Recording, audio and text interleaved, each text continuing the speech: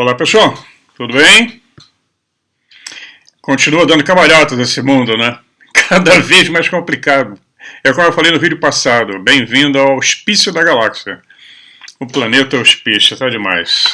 Impressionante. E aí eu resolvi falar sobre os Illuminati. Muita lenda urbana, muita história, centenas e centenas de livros sobre o assunto. E eles surgem lá junto com a história dos Templários, né? Então, perguntados foram os Templários que fundaram eles. Você pode acreditar que sim, pode acreditar que não. Aí todas as hipóteses são válidas. Mas tem muita história embutida aí. Vou falar sobre algumas coisas sobre os Illuminati. No final do vídeo eu vou colocar o nome das pessoas que acertaram para onde nós vamos viajar. Nós vamos para a Terra da Magdalena, Indonésia. Um dos países mais exóticos do mundo. É uma coisa incrível, são mais de 3.000 ilhas. Diversas raças, a principal é a raça Malaia. Uma história riquíssima, atualmente é o maior país islâmico do mundo, mas é um Islã light. Você tem zonas muito mais tranquilas, não há imposição de nada. Claro, você tem que manter o respeito pelas leis do país. Mas tem regiões como Bali e Lombok, por exemplo, que são liberadas. São ilhas totalmente budistas e hindus, onde você pode tomar sua cervejinha, seu whisky, andar de bermuda, etc. Mas nas outras ilhas é bom respeitar as leis. Enfim, é um lugar fantástico e com muitas histórias que eu vou contando ao longo dos vídeos que eu pretendo mandar para vocês de lá. Eu vou fazer vários vídeos shorts, que não dá para produzir, nós vamos estar com as crianças todas, porque essa viagem foi um presente do nosso filho, em homenagem ao aniversário da Magdalena. Foi um presente de aniversário. E aí a família toda resolveu ir também. Vai a neta, vai a Finn, Yona, Tami, Ayani, Evie, Hur, Petra, os sogros do Tami, a Yona, minha nora, a Finn, a neta, Ayani, o outro neto que vive entre Brasil e canadense, brasileiro, vive viajando, nossa família anda para todo lado. E resolvemos fazer essa comemoração lá em Java, em Yogyakarta, em Borobudur. Serão mais de 17 horas de viagem até Kuala Lumpur, na Malásia. Depois nós vamos para Jakarta, Bandung, Yogyakarta, Java Central. Vem ao lado do vulcão Merapi, que entrou em erupção agora uns meses atrás e ferrou um monte de gente. Mas quem quer viver para sempre? É por isso que o nome não aparece na história, né? A gente tem que ir atrás e correr atrás da carruagem dourada, porque ela só passa uma vez. Para alguns sortudos ela passa duas. E a vida é uma grande aventura. Se você deixar passar, vai ficar naquele nível em que nada acontece. Pois é, vamos começar a falar. Eu vou contar mais novidades ao longo da viagem. Esse vídeo provavelmente é o último agora antes da viagem. Depois o próximo será lá em Jakarta. Muita história para contar. Muita coisa embutida, inclusive com os nossos amigos que vieram das estrelas, com os ETs. Muitas das histórias tribais da Indonésia falam sobre os seres que desceram do espaço para dar a eles a ciência do cultivo do arroz, que é a principal produção na região, entre outras coisas, da ciência, da medicina, como em todo canto do planeta. Eles também estiveram lá. Chame eles de Anunnakis, anjos, Watchers, vigilantes, seja lá o que for. O Shine One, brilhantes, lá as histórias são iguais. Além das histórias de dilúvio, né, dos Noés, que cada lugar tem o seu Noé. E a história mais interessante é que do grande continente que existiu ali, que teria sido uma das Atlântidas, porque não foi uma só Atlântida, eram várias. Todo lugar do planeta tem histórias de civilizações que naufragaram devido a um grande cataclismo, que atingiu, inclusive, a Indonésia. Então vamos lá, vamos começar a falar dos Illuminati. Illuminati, você não sabe que é membro dos Illuminati até que seja tarde demais para sair. Então, eu já tive uma experiência muito desagradável com essa turma, os Illuminati, ou os que perseguem os Illuminati. Fazem mais ou menos uns 35 anos atrás, eu morava em Santa Teresa, e eu escrevia para uma revista alemã E fiz um artigo sobre os Illuminati. Eu estava num daqueles bares típicos da Santa Teresa na época, na antiga Santa Teresa. Hoje é um ponto turístico, já está bem alterado, não é como era antigamente um local de uma cultura alternativa, onde jornalistas se encontravam, escritores, etc. E havia uma tolerância muito grande, não havia essa brigaiada idiota entre partidos bolsonarista com lulista, etc. Isso não existia na época. Cada um discutia dentro do seu quadrado e todos tomamos um belo porre no final da noite. Em um desses papos, eu conversando sobre o que eu escrevia, um camarada ficou muito interessado sobre o assunto dos Illuminati, e ele cismou com a minha cara, cismou que eu era de onde eu tirava meu conhecimento todo sobre aquilo, e eu falava, olha cara, eu tirei de livros que você encontra em qualquer livraria, é só ler, eu não tenho nenhum contato com essa turma. Ora, não foi suficiente não. O camarada sumiu, depois eu comecei a receber ameaças de morte, várias ligações para minha casa. Eu coloquei um bloqueador no telefone, ainda era o tempo do telefone, né? Eu tinha os telefones antigos em casa, telefone tradicional. Minha companheira ficou apavorada com essa história e eu fui ameaçado e depois me cercaram na rua mesmo, colocaram a arma no meu peito. E eu tive que falar, cara, você está louco? Não tenho nada a ver com essa história. Eu escrevo aquilo que outros escreveram. Se eu quero, está aqui o nome dos livros e tal. Mas enfim, depois disso eu passei os 2 anos fora do Rio. Histórias dentro de histórias. Os caras são da pesada. Quem eu não sei. Né?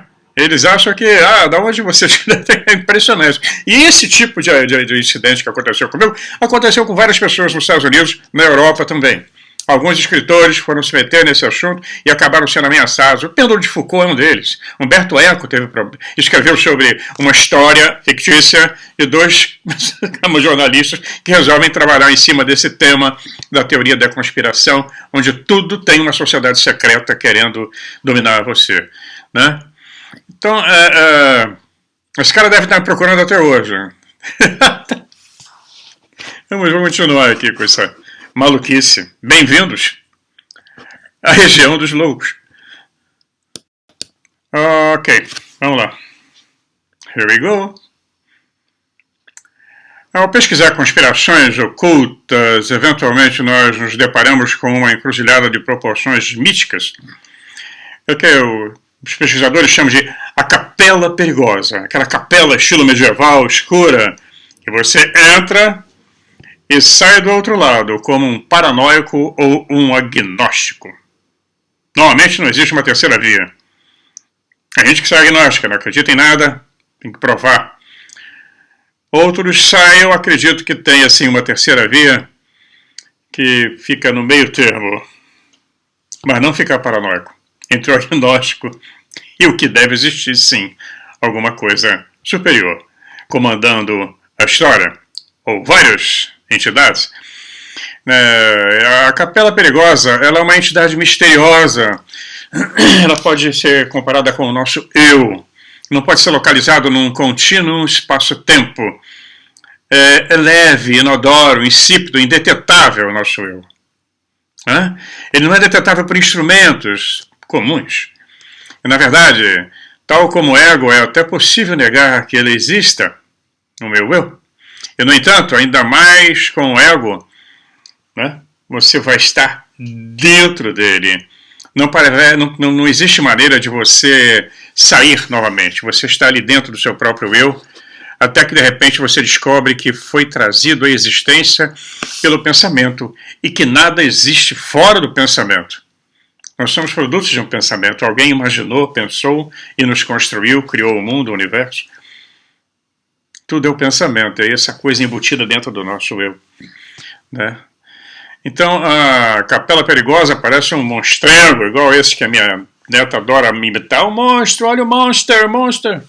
É a Capela Perigosa. Mas tem um detalhe, você pode se dar bem se você estiver armado com a varinha da intuição, a taça da simpatia, a espada da razão e o pentagrama do valor. E aí você vai encontrar, dizem as lendas, a medicina dos metais, o elixir da vida, a pedra filosofal, a verdadeira sabedoria e a felicidade perfeita. É sempre o que dizem as lendas. A linguagem do mito é poeticamente precisa. Por exemplo, se você entrar nesse reino, preste atenção, sem a espada da razão, perderá a cabeça. Mas ao mesmo tempo, se pegar apenas a espada da razão, sem a taça da simpatia, perderá o coração. E ainda mais notável é que você se aproximar dela sem a varinha da intuição, poderá ficar na porta por décadas, sem perceber que você chegou. E você pode até pensar que está apenas esperando um ônibus ou uma van.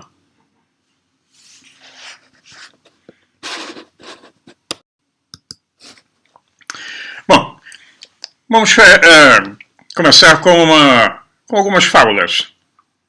Vamos falar sobre uma fábula sufi. O sufismo é um movimento dentro do Islã, mas é o lado místico do Islã. E por isso mesmo eles foram muito perseguidos.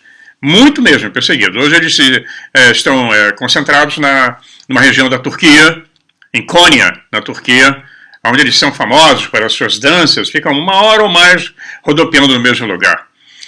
Então, viraram atração turística. Mas a história é a seguinte: um sufi chamado Nasruddin, vamos lá, Nasruddin, ele entrou numa loja e perguntou ao proprietário: "Você já me viu? Você já me viu antes?" "Não", foi a resposta do proprietário. Então gritou Nasruddin: "Como você sabe que sou eu?" Um exercício mental. Outra agora é da Babilônia.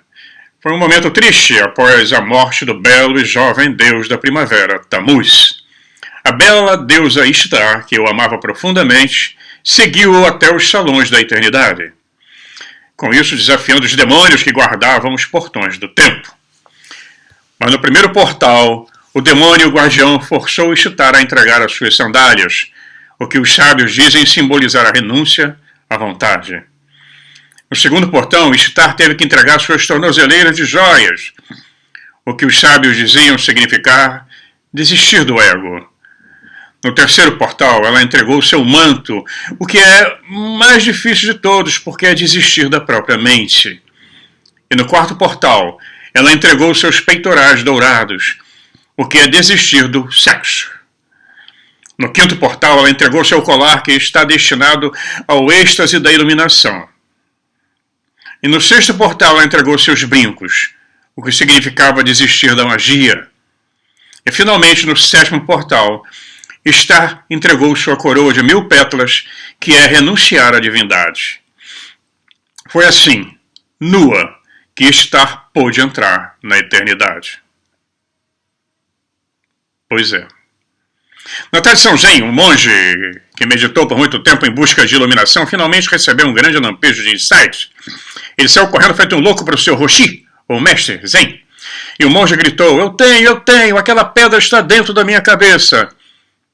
O Roshi disse: você deve ter uma cabeça muito grande para segurar uma pedra desse tamanho. Pois é o que eu disse antes, a capela é perigosa. Ou melhor, a capela perigosa é complicada de entrar. É a hora que você bate na porta do querubim e ele vai abrir. Hã? Pois é.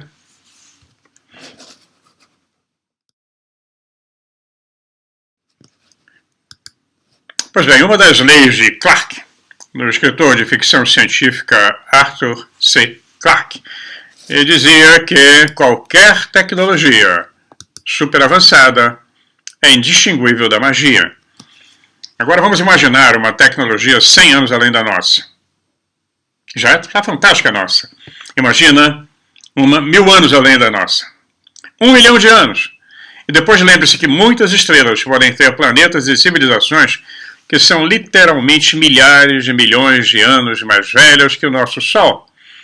Podem existir raças nessa galáxia, ou em outras galáxias, com até 10 milhões de anos além da nossa tecnologia. Uma velha piada do estado do Arizona, nos Estados Unidos, muito famosa, o pessoal pergunta assim: quantos Apaches estão escondidos nessa sala?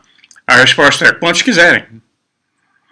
As tecnologias avançadas de comunicação seriam muito mais sutis do que as técnicas que nós temos de perseguição dos Apaches.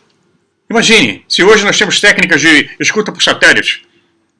Um satélite com radar de varredura horizontal vê o que eu estou lendo aqui dentro do meu apartamento. Agora eu estou falando com vocês, daqui da Holanda, em tempo Se eu quiser, é real. Esse vídeo está sendo gravado, mas eu posso fazer uma live. Vou falar lá da Indonésia. Imagina 1 milhão de anos da frente. 10 mil anos da frente. Se Clarke estiver certo, mesmo num nível materialista, a única resposta para quantas civilizações avançadas estão monitorando os eventos aqui na minha sala, quantos quiserem. Agora, aqui do meu lado, de uma outra membrana, de um outro plano, bem juntinho aqui. Então, o corolário de Wilson, a lei de Clarke, né, que foi feito por RAW, ele diz o seguinte: qualquer parapsicologia suficientemente avançada ainda é mais indistinguível da magia. Tá? Parapsicologia. Consideremos o lento avanço da parapsicologia, que ela, apesar da oposição entrincheirada durante os últimos 70 anos, 80 anos, que seja, vamos projetar daqui a 100 anos, 1000 anos, o avanço da parapsicologia, telecinese, se mover objetos, telepatia, né?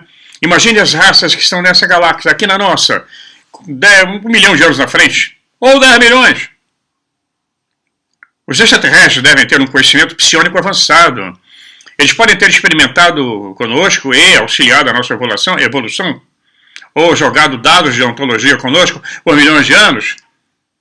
Eles são extremamente mais avançados, se projetando de qualquer forma que eles desejarem. Não importa. É o que o pessoal está quebrando a cara com os TikToks, porque não consegue pegar, pesar, medir. Eles entram e saem a hora que querem, desaparecem, mudam de forma, se juntam, separam, já vi isso. De repente você está olhando do lado, vê um OVNI, daqui a pouco o outro olha já não está mais. Há uma interface, eles entram e saem da nossa dimensão à vontade. Talvez seja por isso que os governos que sabem muito sobre o assunto estejam relutantes em falar alguma coisa, porque eles não têm explicação. Na verdade, a maioria não são naves palpáveis. São provavelmente projeções ou de um material que nós não conhecemos. Nós estamos aí vendo isso. Eles têm feito isso, projetando de qualquer forma que eles desejam. Existe um personagem chamado Mescalito, no México. O nome já é de mescalina, né? Já não precisa dizer mais nada. Porque ele é um duende que aparece, ele tem a orelha pontuda, é verde. Ou Jeová, ou Yahvé, como queiram, qualquer um desses, Elohim. E eles têm uma forma que eles se aparecem na forma que eles quiserem, sem, de repente, deixar os seus planetas natais. É apenas uma projeção. Né? Então, vamos ter um exemplo aqui. Se uma mesma pessoa, aqui na Holanda e outra no Brasil, compartilharem a mesma alucinação de uma abdução por OVNI, né? E que são transportados mais rápido que a luz para um planeta chamado Lanalos, pode ser, qualquer um, onde todos ficam nus, etc.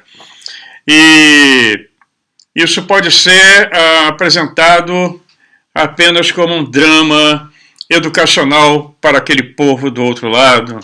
Nós somos apenas figuras exóticas. Todas as possibilidades são possíveis.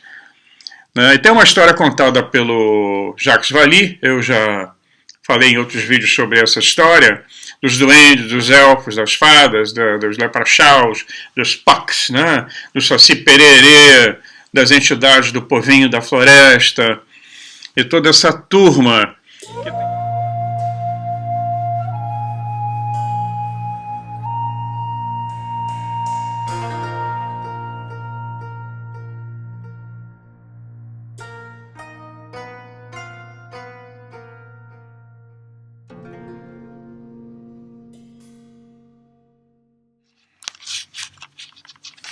Esqueci o microfone.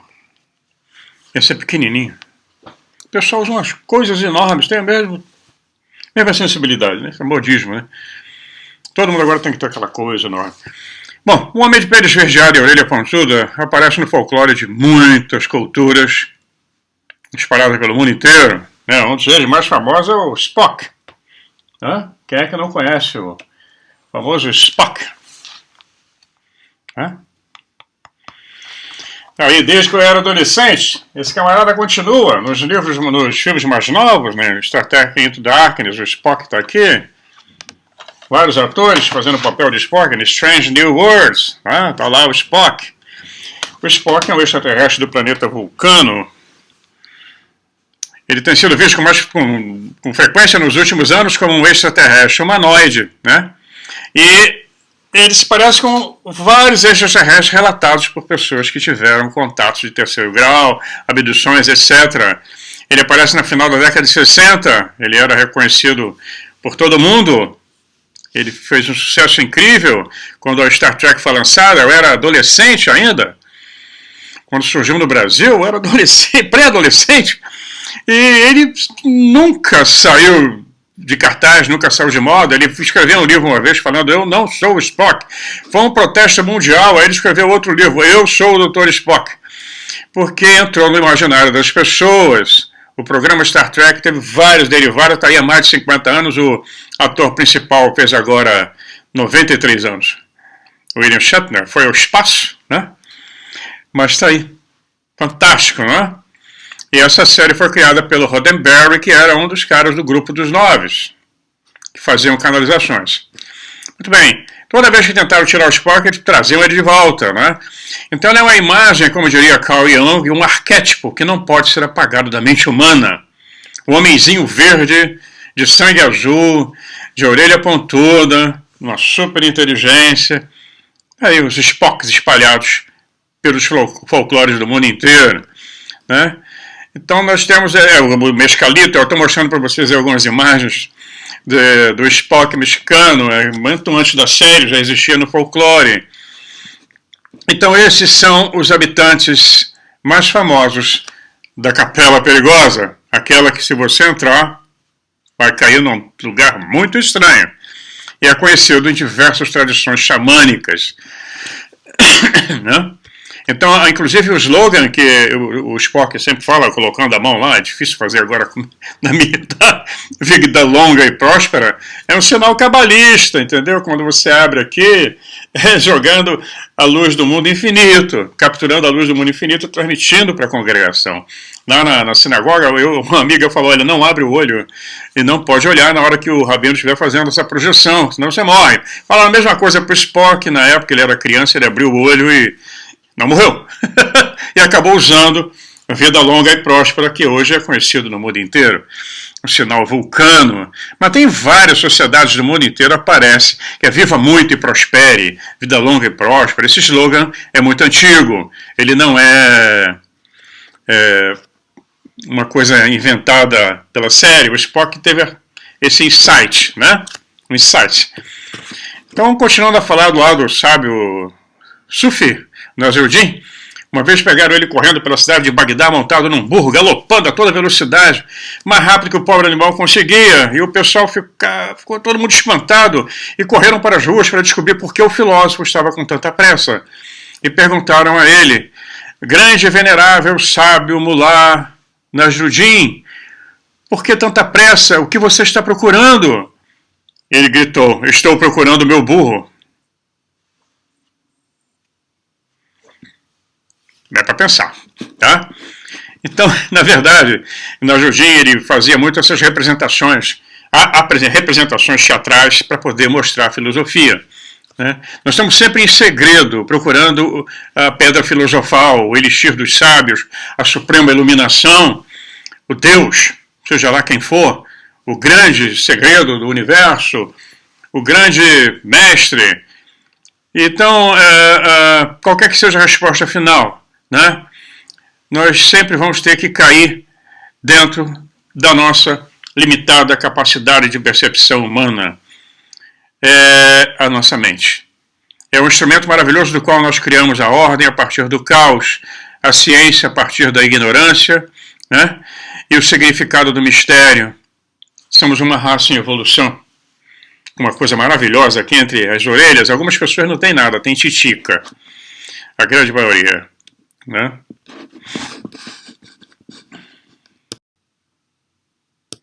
Então, só para complementar a série de fábulas, eu hoje acordei filósofo.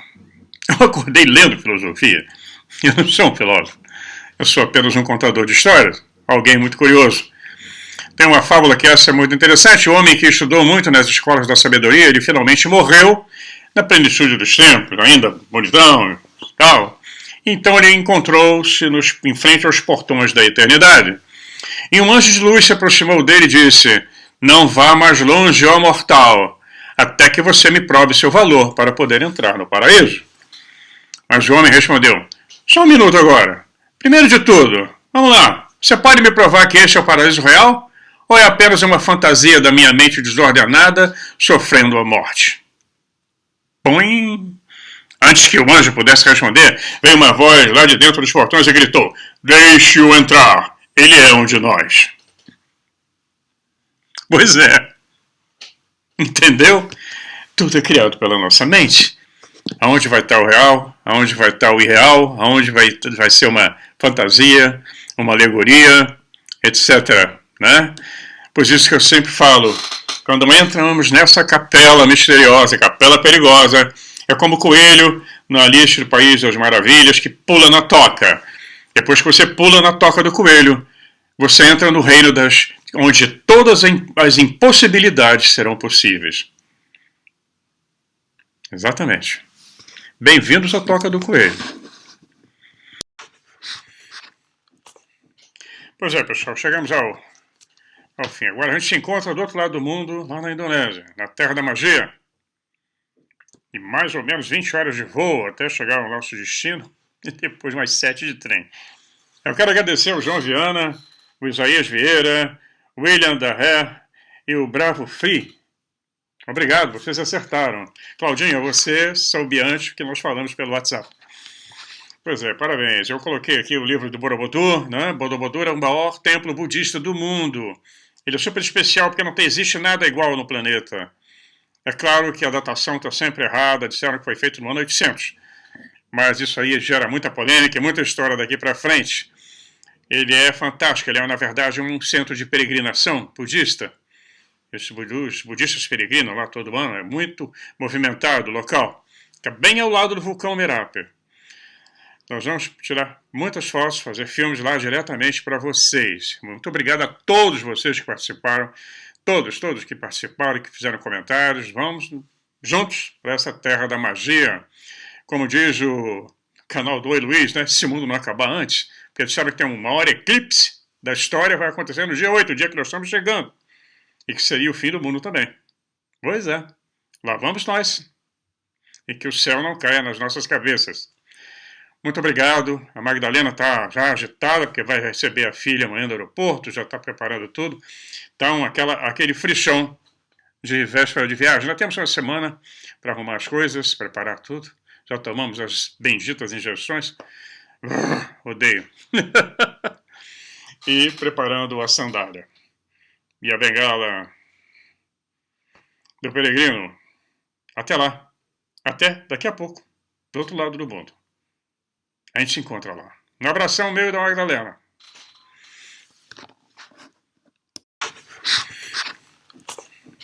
Pois é, pessoal. Chegamos ao fim. Agora a gente se encontra do outro lado do mundo, lá na Indonésia, na Terra da Magia. E mais ou menos 20 horas de voo até chegar ao nosso destino. E depois mais 7 de trem. Eu quero agradecer ao João Viana, o Isaías Vieira, o William Darré e o Bravo Free. Obrigado, vocês acertaram. Claudinha, você soube antes que nós falamos pelo WhatsApp. Pois é, parabéns. Eu coloquei aqui o livro do Borobudur, né? Borobudur é o maior templo budista do mundo. Ele é super especial porque não existe nada igual no planeta. É claro que a datação está sempre errada, disseram que foi feito no ano 800. Mas isso aí gera muita polêmica e muita história daqui para frente. Ele é fantástico, ele é, na verdade, um centro de peregrinação budista. Os budistas peregrinam lá todo ano, é muito movimentado o local. Fica bem ao lado do vulcão Merapi. Nós vamos tirar muitas fotos, fazer filmes lá diretamente para vocês. Muito obrigado a todos vocês que participaram, todos que participaram, que fizeram comentários. Vamos juntos para essa terra da magia. Como diz o canal do Oi Luiz, né? Se o mundo não acabar antes, porque eles sabem que tem um maior eclipse da história, vai acontecer no dia 8, o dia que nós estamos chegando. E que seria o fim do mundo também. Pois é, lá vamos nós. E que o céu não caia nas nossas cabeças. Muito obrigado. A Magdalena está já agitada, porque vai receber a filha amanhã no aeroporto, já está preparando tudo. Então, aquele frichão de véspera de viagem. Já temos uma semana para arrumar as coisas, preparar tudo. Já tomamos as benditas injeções. Odeio. E preparando a sandália. E a bengala do peregrino. Até lá. Até daqui a pouco. Do outro lado do mundo. A gente se encontra lá. Um abração meu e da Magdalena.